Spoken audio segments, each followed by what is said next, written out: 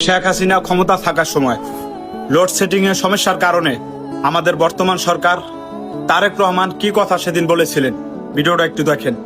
বিদ্যুৎ, আমি ধানমন্ডিতে কথা বলেছি একজনের সাথে, আমি তেজগাঁয়ে কথা বলেছি, আমি মিরপুরে কথা বলেছি, আমি বাড্ডাতে কথা বলেছি, আমি উত্তরাতে কথা বলেছি, আমি কমলাপুরের পিছনে জায়গাটার নাম কি, বাসাবোতে আমি কথা বলেছি, ড্যামরাতে আমি কথা বলেছি।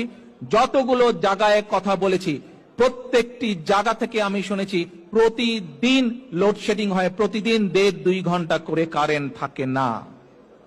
ঢাকায় যদি এই অবস্থা হয়, ঢাকার বাইরে কি অবস্থা সেটি আপনারা আন্দাজ করতে পারেন। ঢাকার বাইরে থেকে যেই কয়টি খবর আমি নিয়েছি, প্রত্যেকটি জেলা থেকে আমাকে বলেছে গড়ে প্রতিদিন 3-4 ঘন্টা করে মিনিমাম কারেন্ট থাকে না। আসেন, এই প্রতারক সরকার, এই সরকার, এই অবৈধ সরকার শুধু অবৈধই নয়, এই অবৈধ সরকার শুধু আন্তর্জাতিকভাবে স্বীকৃত স্বৈরাচার সরকারই নয়, এই আন্তর্জাতিকভাবে স্বীকৃত সরকার শুধু আন্তর্জাতিকভাবে স্বীকৃত স্বৈরাচারী নয়, এরা আন্তর্জাতিক স্বীকৃত দুর্নীতিবাজ সরকারও। এবং সমগ্র দেশবাসীর সামনে, সমগ্র দেশবাসীর দৃষ্টিতে এরা একটি প্রতারক সরকার। আসলে তখন তো মনে করেন টুকটাক কারেন্ট থাকতো, আর এখন তো মনে করেন দেশে ফোন দিলে মোবাইল অফ, কথা বলতে পারে না, কারেন্ট নাই বলে। এলাকার ছোট ছোট বাচ্চারা ঘুমাইতে পারে না, বাসায় কারেন্ট নাই।